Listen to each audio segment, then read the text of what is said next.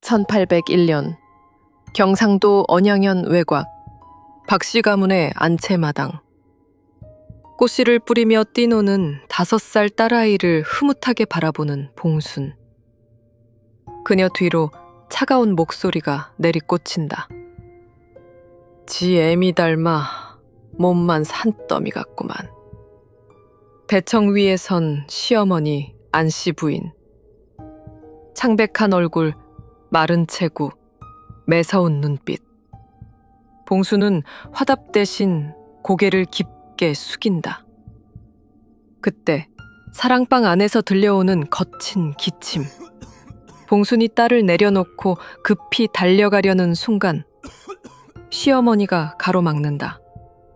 넌 밖에서 기다려라. 내 아들 내가 돌볼 테니. 봉수는 문 앞에 멈춰선다. 아들아, 또 기침이 심하구나. 어서 약 들거라. 어머니, 며느리가 다리면 되는데 굳이 저것이 하는 걸 어찌 믿을 수 있겠니? 내가 해야 직성이 풀리지. 그 말 한 줄이 봉순의 가슴을 베어가른다. 문틈으로 스며드는 약재 냄새가 이상하게도 썩은 듯 역하다. 봉순이 조용히 눈물을 훔친다. 기침을 하던 성준이 미안한 듯 손을 내민다. 미안하오. 어머니께서 워낙.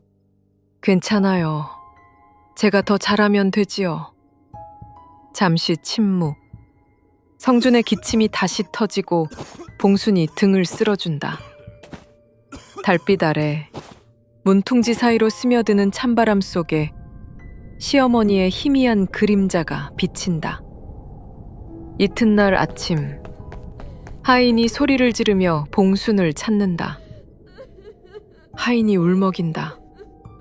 큰마님이 기척이 없어 문을 열어보니 마님께서. 봉순이 놀라 급히 시어머님이 기거하시는 안채로 달려간다. 어머님! 방 안에는 시어머니가 눈이 뒤집힌 채 거품을 문 상태로 굳어있다. 봉순은 소스라치게 놀라 주저앉는다. 급작스러운 죽음이었다. 장례를 치르는 날, 봉순은 며느리로서 예를 갖춘다.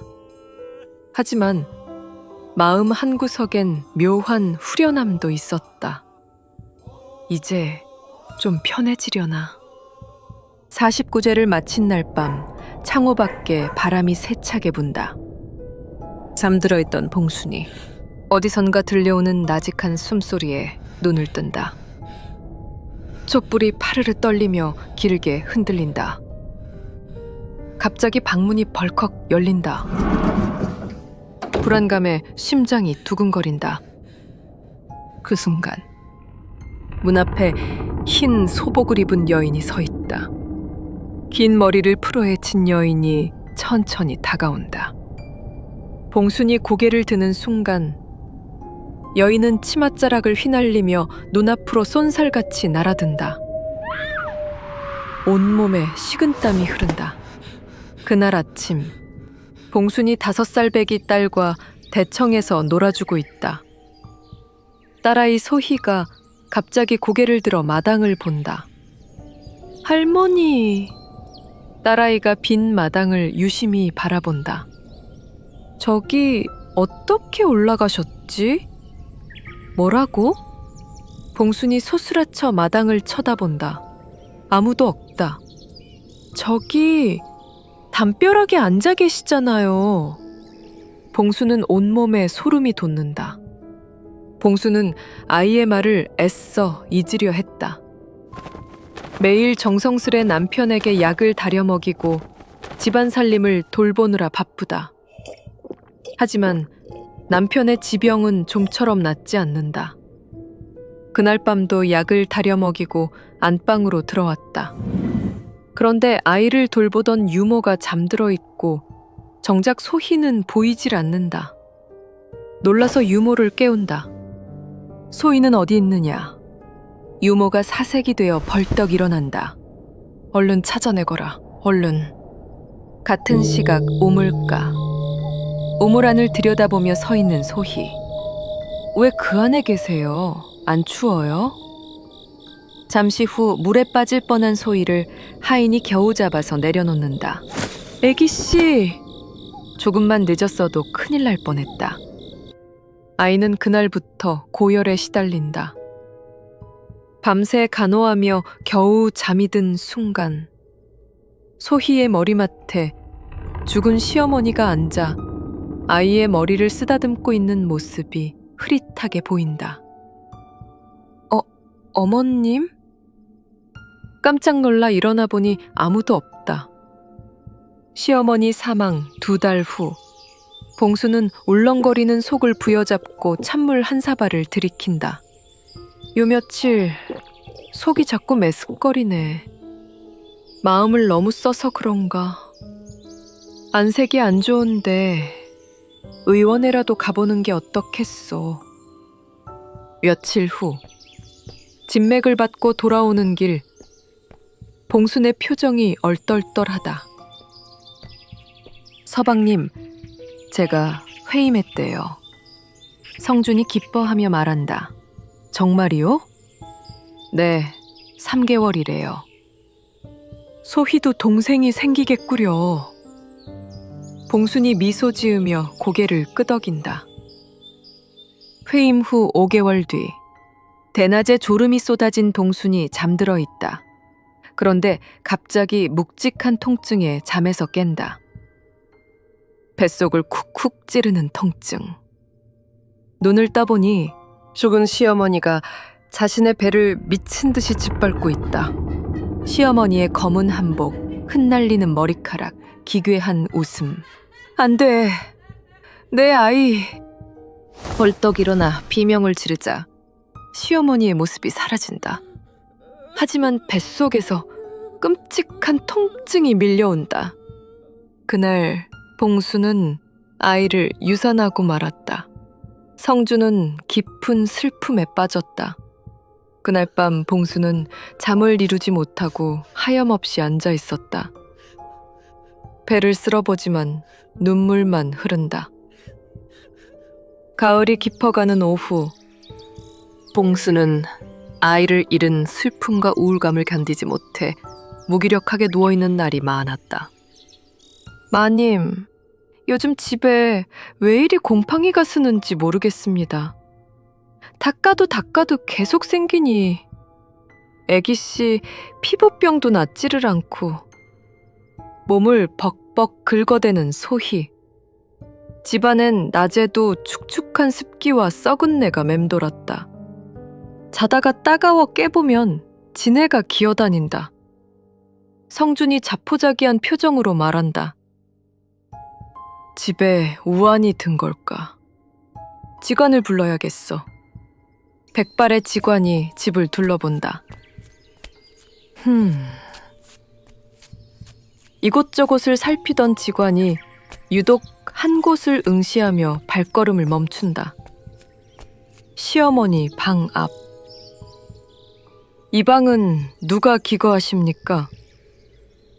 거긴 돌아가신 시어머님이 기거하던 곳인데 돌아가신 후로는 문 좀 열어보십시오. 썩은 내가 확 풍긴다.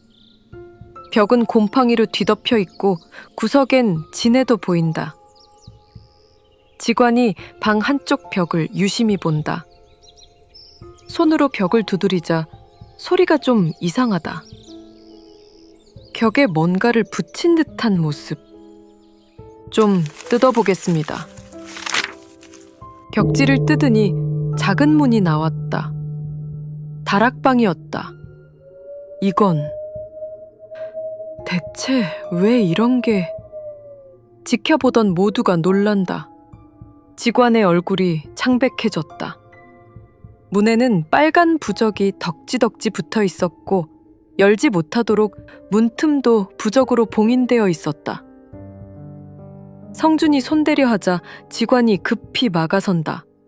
손대지 마십시오. 이건 무당을 불러야 합니다. 이튿날 고을에서 유명하다는 무당을 불렀다. 벽속 다락방 앞에 선 무당. 열어보겠습니다. 부적을 뜯은 뒤 다락방 문을 열자 충격적인 광경이 드러난다. 벽 전체가 부적으로 도배되어 있고 구석에는 흰 항아리가 놓여 있다. 무당이 다락 안을 보며 경악한다. 무당의 눈에만 보이는 환영. 검은 한복을 입은 노파가 흰 항아리를 꼭 끌어안은 채 웃고 있다. 이건... 봉순이 묻는다. 대체 무슨 일이요? 무당이 구석의 흰 항아리를 살핀다. 죽은 동물의 사체... 그리고 종이를 꺼내 펼쳐본다. 이건 사주단자네요. 박성준, 그리고 이봉순. 어리둥절한 표정으로 봉순이 답한다. 그건 우리 부부 이름이요. 무당이 고개를 젓는다. 역술을 이용한 저주술입니다. 무당이 예리한 눈빛으로 묻는다. 시어머님이 갑자기 돌아가셨다고 하셨죠? 네, 갑자기. 살 맞은 겁니다. 며느님의 명을 아드님한테 주려다 본인이 당한 거지요. 회원 의식을 치러야 합니다. 마당에서 항아리와 부적을 모두 불태우는 의식이 진행된다. 무당이 짐을 치며 주문을 외운다. 봉순과 성준이 지켜본다. 불길 속에서 시어머니의 얼굴이 잠시 보였다가 사라진다. 의식이 끝난 후 이제 괜찮을 겁니다. 이 집의 기운이 맑아졌어요. 봉순이 안도의 한숨을 내쉰다. 고맙소. 모든 의식이 마무리되고 평온한 나날이 돌아왔다. 봉순이 안채에서 술을 놓으며 대청에서 놀고 있는 소희를 바라본다. 봉순이 따스한 미소를 짓는다. 잠시 후 소희의 웃음소리에 고개를 든다. 왜 거기 계세요? 딸이 마당을 바라보며 말한다. 나도 올라갈래요. 할머니.